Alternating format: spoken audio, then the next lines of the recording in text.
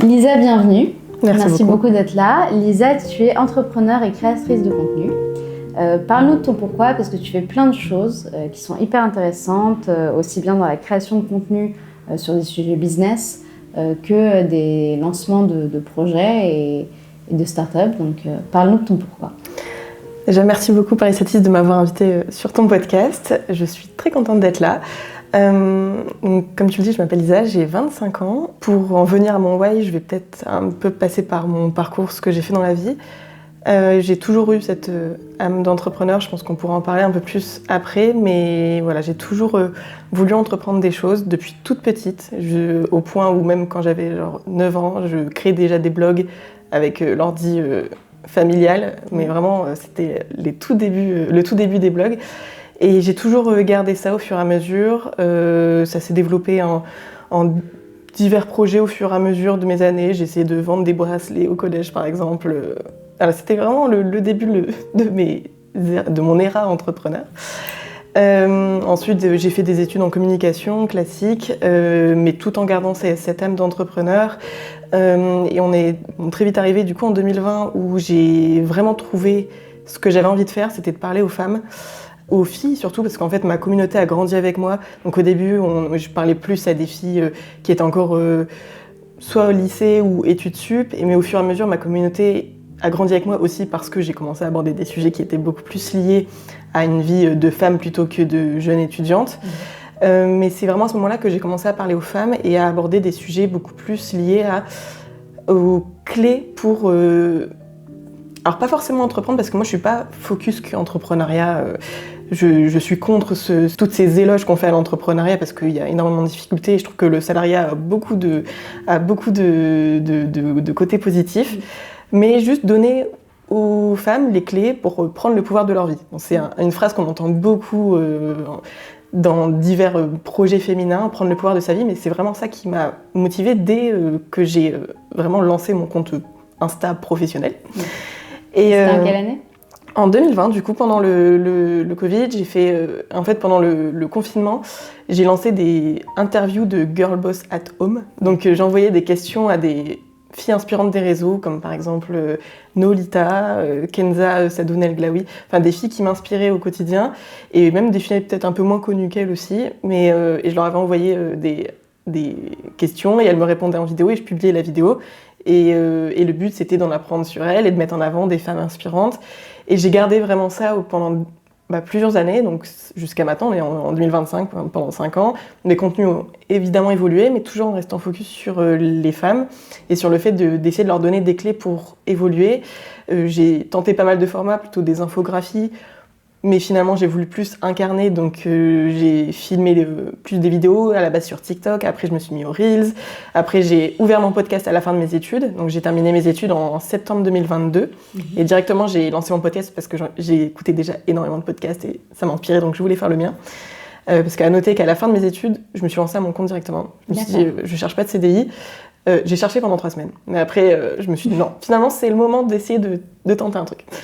Et du coup, je me suis lancée à mon compte en me disant je vais faire de mes réseaux mon activité principale.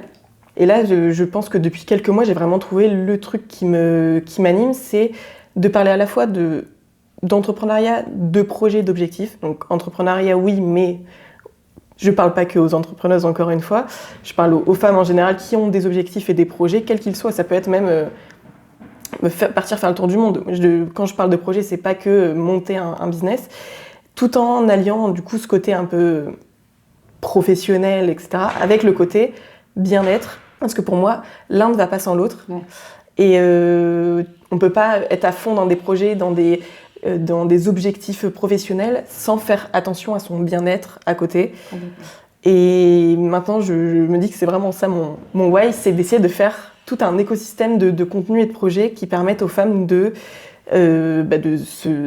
d'à la fois avoir toutes les clés pour réussir professionnellement et avoir toutes les clés, et tout en se sentant bien personnellement. C'est que c'est fou parce que quand on a commencé les Harmony Talks, l'idée c'était vraiment de montrer comment on peut être à la fois ambitieux, carriériste et vouloir réussir, tout en se préservant et prenant soin de soi et de son environnement aussi. Ouais, mais je pense que c'est indispensable parce que je vois aussi beaucoup de contenu lié au côté business où on parle que de business, où faut travailler énormément, faut aller au bout de ses projets, etc. Mais Très Anthony Bourbon. Ouais, mais c'est ça. Mais moi, ça m'a un peu attiré ce genre de contenu à un moment. Mais maintenant, je trouve que c'est plus du tout ce qui m'intéresse. Et j'ai vraiment envie de lier les deux et de dire aux gens, t'as pas forcément besoin déjà de travailler 12 heures par jour pour être productif. Parce que des fois, tu peux bosser 3 heures par jour et être plus productif que quelqu'un qui a bossé 10 heures. Parce que des fois, tu n'arrives pas forcément à t'organiser et à vraiment savoir ce que tu veux. Ouais, à jongler entre les deux. Là, je vais essayer de vraiment me focus sur mes projets. Avec aussi l'application que je vais créer pour rencontrer des nouvelles copines qui, pour moi, permet qui fait vraiment partie du côté wellness et de sororité aussi, on en parlait. C'est ça, il y a plein de choses à mettre en place. Et donc, ça serait une application comme Tinder ou c'est ça. Ou Bumble, mais avec des copines, quoi. C'est ça, il y aura une partie swipe pour swiper et tomber sur d'autres filles de sa région et commencer une conversation avec elles. Il y aura une barre de recherche aussi pour chercher en fonction des centres d'intérêt, parce que imaginons, je sais pas, demain, tu vas aller au Pilates, mais tu as envie d'y aller avec quelqu'un, mais tes copines, elles font pas de Pilates, elles sont pas intéressées. Bah, c'est l'occasion d'essayer de rencontrer quelqu'un dans ta région qui a envie d'en faire aussi, et du coup, tu peux chercher par centre d'intérêt. Et il y aura aussi une partie événementielle où les filles peuvent organiser elles-mêmes des événements si elles ont envie, par exemple, de prévoir un restaurant et qu'elles veulent proposer à 3 autres filles de l'application de se joindre à elles, ou aussi des événements qu'on va créer nous-mêmes pour essayer de réunir des plus gros nombres de personnes dans les villes. Et idéalement, après aussi permettre aux annonceurs, aux restaurants, de s'intégrer dans cette communauté. Et de créer eux-mêmes des événements ou de permettre d'avoir des réductions, des promotions, des avantages. C'est hyper cool, c'est hyper bien. J'ai trop hâte. Et tu en as parlé un peu tout à l'heure, tu parlais d'argent. J'ai vu que sur les réseaux sociaux, tu parlais assez ouvertement d'argent et d'objectifs financiers. Ouais. Est-ce que c'est quelque chose qu'on t'a appris ou est-ce que toi, depuis toujours, l'argent n'est pas un tabou et t'en parles assez facilement? Mes parents n'ont jamais, par exemple, travaillé dans la finance ou quoi que ce soit. Ils ont les bases de l'éducation financière. Ils m'ont toujours dit de mettre de côté. Eux-mêmes, ils ont un peu mis de côté pendant mon enfance pour que j'ai un minimum d'argent une fois que j'étais majeure. Mais ils m'ont toujours dit de faire attention à l'argent et j'ai pas du tout été dans une famille où ça dépensait énormément. Moi, je viens de la classe moyenne. On a de quoi vivre, mais on n'a pas de quoi forcément partir à toutes les vacances scolaires dans des magnifiques lieux. Une situation financière classique dans laquelle j'ai grandi. Mais moi, j'ai toujours du coup eu envie de cette sécurité financière et de jamais être dans le besoin ou de regarder mon compte bancaire à la fin du mois, parce que ça a pu être le cas parfois pendant mon enfance en fonction des jobs de mes parents. Et je me suis toujours dit, je veux pas du tout de ça, c'est juste avoir assez d'argent pour pas regarder mon compte tous les mois et être à quelques euros près.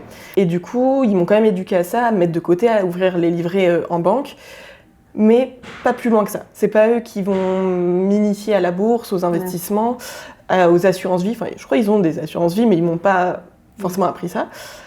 Mais c'est moi, de moi-même, quand j'ai commencé à gagner mon propre argent, qui me suis intéressée à ça.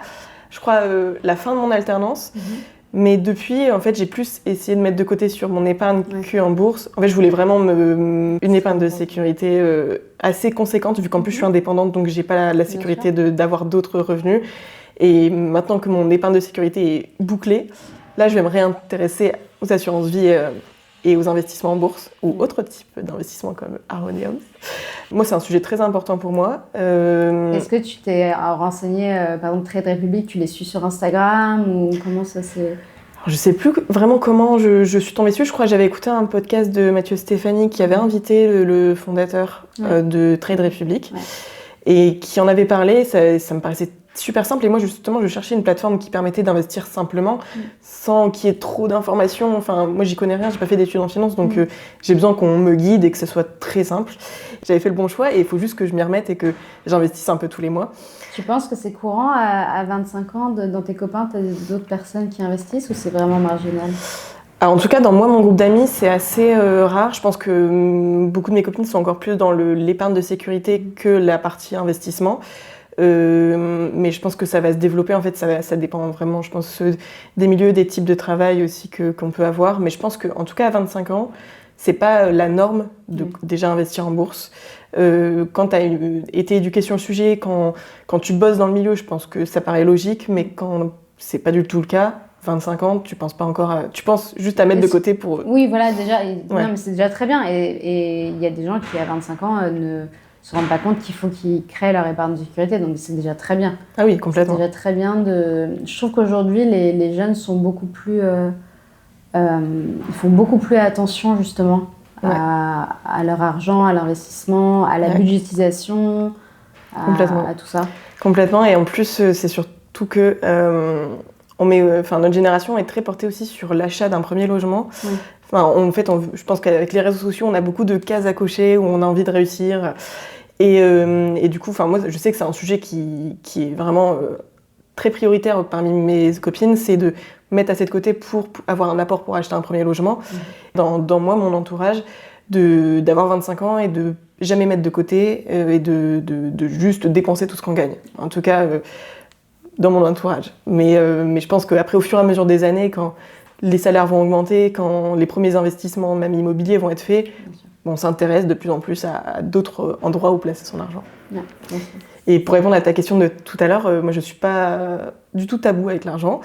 J'en ai parlé sur mes réseaux. En 2024, j'ai mis en place le projet 100K qui constituait obtenir 100 000 € de chiffre d'affaires et 100 000 abonnés sur les réseaux sociaux. Et j'updatais tous les mois ma communauté sur le fait de combien j'ai gagné ce mois-ci, combien il me reste avant de gagner le projet 100K. Et du coup, tous les mois, je partageais mon chiffre d'affaires totalement librement. Et moi, j'ai pas du tout ce tabou. En France, on est très tabou avec dire combien on gagne. Mais je trouve que de moins en moins, et en tout cas de moins en moins dans les jeunes de mon âge qui partagent sur les réseaux. Parce que moi, je suis pas mal d'autres filles entrepreneuses, créatrices de contenu, qui partagent totalement librement ça. Et du coup, ça nous paraît normal, en fait, de le dire. Il y a une démocratisation sur bah ouais. Parce qu'on se vante pas. Le but, c'est pas de dire « Vous avez vu combien j'ai gagné, je suis trop forte, vous êtes nuls ». Non, c'est pas du tout ça. Le but, c'est de montrer « Voilà vous savez ce que je fais au quotidien, voilà ce que j'arrive à gagner, est-ce que ça peut vous motiver, Et après, je sais qu'il y a une part de curiosité aussi des gens de savoir combien on peut gagner, mais c'est aussi essayer de motiver, de se donner des objectifs. En tout cas, moi, j'ai reçu... D'inspirer des gens. C'est ça. J'ai reçu aucun commentaire négatif sur le fait que je disais combien je gagnais. Et d'ailleurs, contrairement, les gens étaient à fond derrière, ils étaient trop contents dès que je disais que j'avais eu un chiffre d'affaires plus élevé que le mois dernier. Et du coup, ça motive à le dire. Et je pense que les gens peuvent aussi s'identifier et se dire « Ok, peut-être que si moi aussi je me lance à fond dans mes projets, j'adopte la vie que j'ai envie d'adopter, je pourrais peut-être aussi obtenir ces chiffres-là qui me donnent envie. » Donc, et du coup, t'as fait combien ? 104 000. 104 000, bravo. Merci. Super. Merci beaucoup, Lisa, avec plaisir. Pour toutes ces infos. Donc, vous pouvez retrouver Lisa sur les réseaux sociaux avec le nom de Lisa Power. C'est ça. Et donc l'application est déjà... On peut déjà Non, elle va sortir, je pense, courant avril. D'accord, et le nom c'est Womiz, W-O-M-I-E-S. Voilà. Merci beaucoup. Merci à toi.